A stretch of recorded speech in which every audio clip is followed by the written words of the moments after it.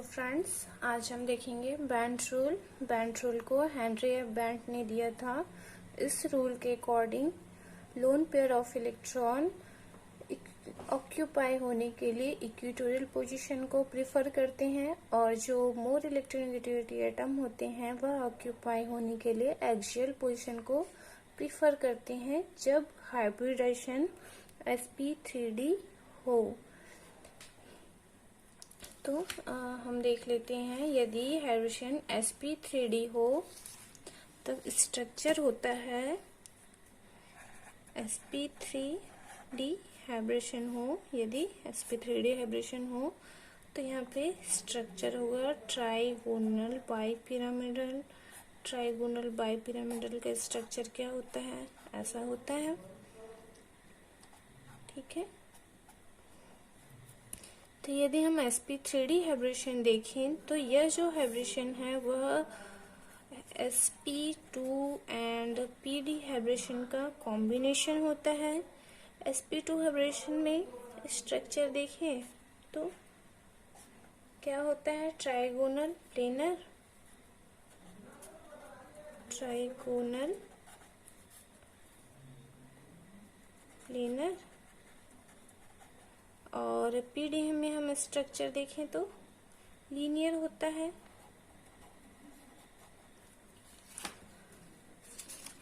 यदि sp2 hybridisation में हम देखें तो s और p कैरेक्टर, यहाँ पे s कैरेक्टर है 30, s परसेंट है 33.33% एंड p कैरेक्टर है 66.66%। यहाँ पे हम देखें तो p और d ऑर्बिटल ही है, यहाँ पे s ऑर्बिटल नहीं है। s ऑर्बिटल नहीं है तो यहाँ पे जो s का परसेंटेज हो जाएगा वह क्या होगा? 0 होगा। p एंड d ऑर्बिटल है, परसेंट p ऑर्बिटल हो जाएगा 50% और d हो जाएगा यहाँ पे 50%।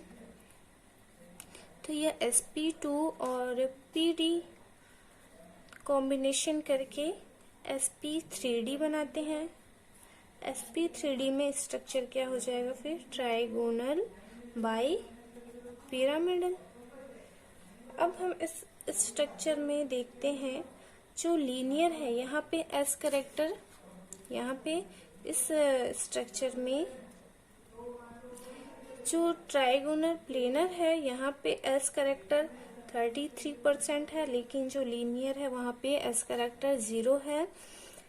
जो ट्राइगोनल प्लेनर में एटम्स होते हैं वो हमेशा इक्वेटोरियल पोजीशन पे होते हैं और जो लीनियर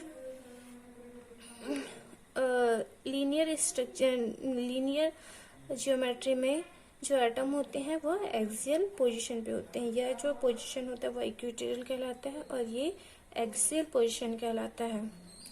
एक्सियल पोजीशन पे s कैरेक्टर 0 होता है, इसलिए इसकी लॉन्गिटिविटी ज़्यादा होती है। एक्सियल बॉन्ड, जो लीनियर बॉन्ड है वह ज़्यादा लॉन्गिटिविटी शो करता है और जो इक्वेटोरियल पोजीशन पे एटम है इनके बीच जो बॉन्ड है वह इससे कम लॉन्गिटिविटी शो करता है। अब कुछ एग्जाम्पल देख लेते हैं। एग्जाम्पल जैसे कि PCl5 में sp3d हाइब्रिडेशन होता है। ये हम कैसे निकाल सकते हैं? जैसे कि फास्फोरस के वैलेंस शेल में होता है इलेक्ट्रॉन 5 और क्लोरीन है यहाँ पे 5/2 करते हैं। ये पहले हमने पढ़ा है कैसे यहाँ पे हाइब्रिडेशन निकालते हैं। इज इक्वल टू क्या हो जाएगा? 10/2 is equal to 5 means sp3d hybridisation. sp3d hybridisation है तो स्ट्रक्चर क्या हो जाएगा? ट्राइगोनल बाई पिरामिडल हो जाएगा। ये हम बना देंगे स्ट्रक्चर। यहाँ पे कोई ना अदर एटम नहीं है जिसकी इलेक्ट्रोनेगेटिविटी ज्यादा है, ना ही लोन पेयर है, इसलिए स्ट्रक्चर इसका जैसा ज्योमेट्री है वैसे इसका शेप होगा। लेकिन यदि सेकंड एग्जांपल हम ले लेते हैं जैसे कि सेकंड एग्जांपल हम देख लेते हैं, PCl4F।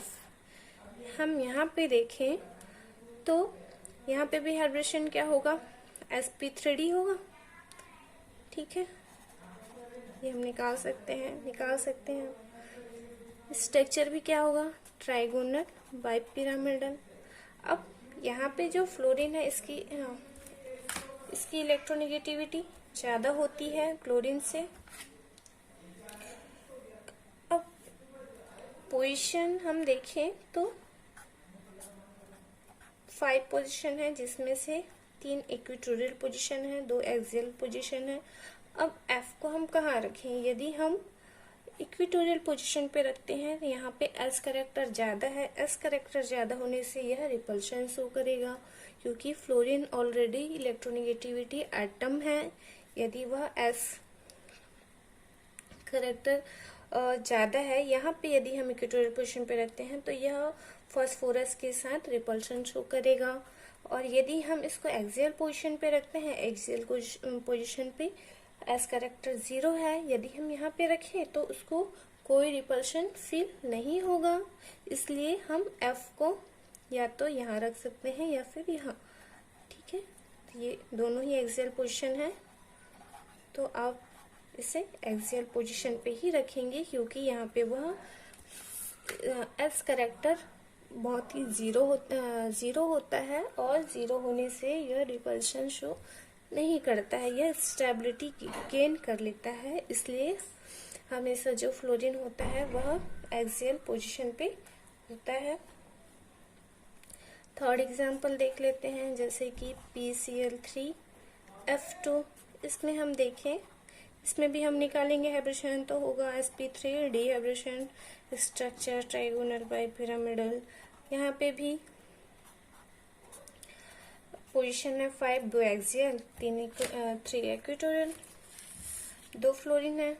यहाँ पे एक्सियल पोजीशन पे ही जाएगा, क्योंकि यहाँ पे S कैरेक्टर 0 है। ठीक है, सॉरी। फोर्थ में यदि हम देखें PCl2F3, यदि फ्लोरीन 3 है, तब इस कंडीशन में हम फ्लोरीन को सबसे पहले तो फ्लोरीन जो है वह एक्सियल में ही होगा। यदि एक्सियल पोजीशन नहीं है तब हम फ्लोरीन को इक्वेटोरियल पोजीशन पे रखेंगे, अदरवाइज फ्लोरीन हमेशा एक्सियल पोजीशन पे ही रहेगा, यदि वह 2 है या फिर 1 है तो। ये हो गया जो इलेक्ट्रोनेगेटिविटी जिस एटम का इलेक्ट्रोनेगेटिविटी ज्यादा है वह एक्सियल पोजीशन पे रहेगा। और सेकंड इसमें था कि जो जिसमें लोन पेयर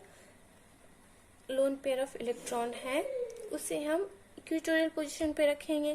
क्यों रखेंगे, एग्जाम्पल देख लेते हैं फिफ्थ, जैसे कि ClF3 में क्लोरीन का वैलेंस शेल में इलेक्ट्रॉन होता है 7, फ्लोरीन है 3/2 इज इक्वल टू हुआ 7, 8, 9, 10/2 इज इक्वल टू 5 है, हाइब्रिडेशन होगा sp3d। अब यहाँ पे 5 एटम है, लेकिन यहाँ पे 3 बॉन्ड बना हुआ है, फ्लोरीन 3 बॉन्ड बनाया हुआ है, और यदि 3 बॉन्ड है 2 क्या होगा, यहाँ पे लोन पेयर होगा। अब यह लोन पेयर कहाँ पे होगा, स्ट्रक्चर है ट्राइगोनल बाई पिरामिडल है। ठीक है, अब यहाँ पे देखें तो लोन पेयर को हम इक्वेटोरियल पोजीशन पे ही रखते हैं। क्यों रखते हैं, क्योंकि जब वह इक्वेटोरियल पोजीशन पे रहता है तो उसकी एनर्जी कम हो जाती है, वह स्टेबिलिटी को इंक्रीज करता है। एस कैरेक्टर जितना ज़्यादा होगा वह न्यूक्लियस के उतना ही क्लोज होता है। इसलिए यदि लोन पेयर न्यूक्लियस के क्लोज होगा तो उसकी एनर्जी वहाँ पे कम होगी और वह स्टेबिलिटी को इंक्रीज करेगा। इसलिए जो लोन पेयर है वह हमेशा न्यूक्लियस के क्लोज रहता है। तो यहाँ पे फ्लोरीन क्या हो जाएगा, एक्सियल पोजीशन पे इस तरह से हो जाएगा। ठीक है, हमेशा जो लोन पेयर है उसे हम इक्वेटोरियल पोजीशन पे रखेंगे। इसका स्ट्रक्चर क्या हो जाएगा, टी शेप हो जाएगा। ठीक है, एक बार और देख लेते हैं। यदि लोन पेयर मॉलिक्यूल में है तो हम उसे इक्वेटोरियल पोजीशन पे ही रखते हैं, क्योंकि इस पोजीशन पे वह स्टेबिलिटी गेन करेगा और इसमें इसकी एनर्जी कम हो जाएगी, क्योंकि यहाँ पे एस कैरेक्टर ज़्यादा है। एस कैरेक्टर जितना ज़्यादा होता है वह उतना ही न्यूक्लियस के क्लोज होता है। तो यदि आपको यह वीडियो पसंद आई हो तो प्लीज़ इसे लाइक, सब्सक्राइब एंड शेयर कीजिए।